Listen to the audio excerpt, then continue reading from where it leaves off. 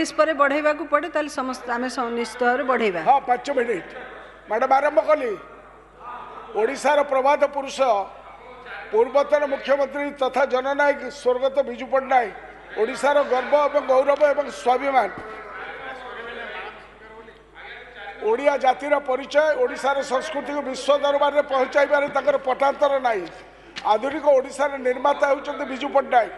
पारादीप बंदर राउरकेला इस्पात भुवनेश्वर बंदर राउरकेला आंचलिक इंजीनियरिंग कॉलेज ओयूएटी सुनाबेड़ार Hindustan aeronautics express highway Bhubaneswar Sainik school जो पढ़ी आसी इत्यादि विजु बाबूर प्रचेषार स्वाक्षर बहन करे। गांधीजी आदर्श अनुप्राणित विजु बाबू हृदयंगम करते ग्रामर उन्नति नहले राज्यर विकास असंभव। तेणु से जितेबाला प्रथम थर मुख्यमंत्री दायित्व ग्रहण करते देशर अग्रणी राज्य भाव त्रिस्तरीय पंचायत राज व्यवस्था 1961 मसीह नेतृत्व में प्रथम थर पर कार्यकारी होता जो ओडिशार पंचायत शासन व्यवस्थार जनक कहले अत्युक्ति हम ना। परवर्ती काल में 73तम संविधान संशोधन 1992 मसीह त्रिस्तरीय पंचायत शासन को सांविधानिक मान्यता मिलता किंतु तार बहु पूर्वर ए गृह विजु बाबू माँ को सम्मान गाँ को काम देवार व्यवस्था कर रिजर्वेशन आनी 1/3 रिजर्वेशन फॉर दी वुमेन। तेणु जहाँ तांकर कार्यकाल होता नवीन बाबू आउरी आगू को नहीं 50% माँ मान को देले संरक्षण। विजु बाबू पंचायत राज व्यवस्था प्रति अवदान तांकर जन्म दिवस मार्च 5 तारीख ओडिशा पंचायत राज दिवस भाव राज्य स्तर में पालन करा जाय थाए एवं यही दिन को सरकारी छुट्टी दिवस भाव घोषणा करा जाय आसुथिला। कांग्रेस अमल आम संगे थिबा बीजेपी अमल किंतु चलित वर्ष विजु जयंती मात्र 2 दिन पूर्व यही छुट्टी को बातिल करने सहित मार्च 5 तारीख में पालन करा पंचायत दिवस को बातिल करा जहाँ घोर निंदनीय। एथि सहित महांगारे जोपरी भाव में प्रभात पुरुष विजु बाबू प्रतिमूर्ति को भंगारुजा करागला ताकू आमर श्रद्धेय एवं सम्मानीय विश्वभूषण हरिचंदन ताकू निंदा कर गृह तरफ मो तरफ व्यक्तिगत भाव में बहुत बहुत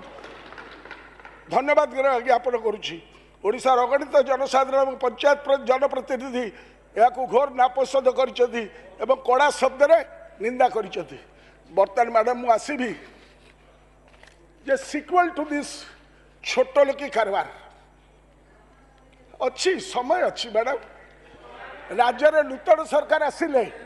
गत वर्ष जून मासरे आसिला परे संगे संगे गत वर्षर सरकारी कैलेंडर और सरकारी डायरी को परिवर्तन करदेले। नुआ कैलेंडर में डायरी कर बांटिले 2024 मसीह 5 तारीख नालिया हिसाब से लिखिले जे ये पंचायत राज दिवस एवं छुट्टी दिवस। सेहीपरि चलित वर्ष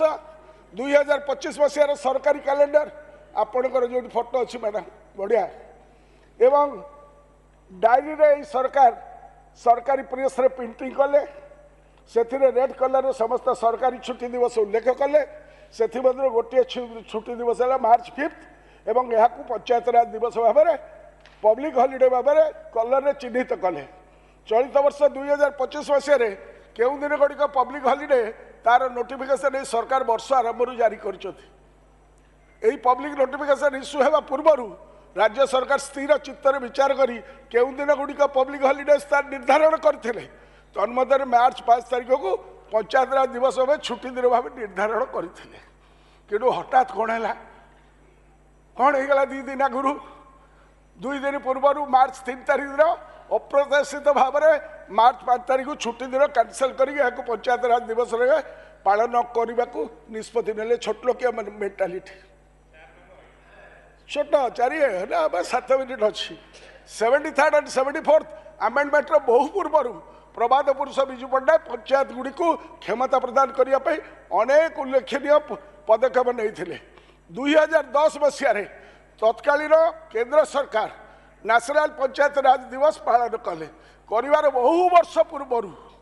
आम राज्य सरकार मार्च 5 तारीख में पंचायत दिवस भाव पालन कर आसुले यार कौन असंगति नाला बिकज पंचायत राज व्यवस्था लोकल सेल्फ गवर्नमेंट संविधान स्टेट लिस्ट रे अच्छी राज्य कर केंद्र कर तेणु राज्य सरकार मार्च 5 तारिख पंचायत राज दिवस भाव पालन कर कन्स्टिट्यूशनली एवं लीगली कौन असुविधा ना आकर कौटी गात्रदाह है 2 दिन आगुरी आपको दसी पोक काबुड़ा राज्य सरकार बर्तमान जहाँ कले हीनमन्यतार परिचय और ओडिया अस्मितार परिपंथी ये ओडिया अस्मिता कथा कहते प्रबाद पुरुष माननीय विधायक श्री बाबू सिंह अस्मितार परिचय तेणुक मान्यवर बाचस्पति महोदया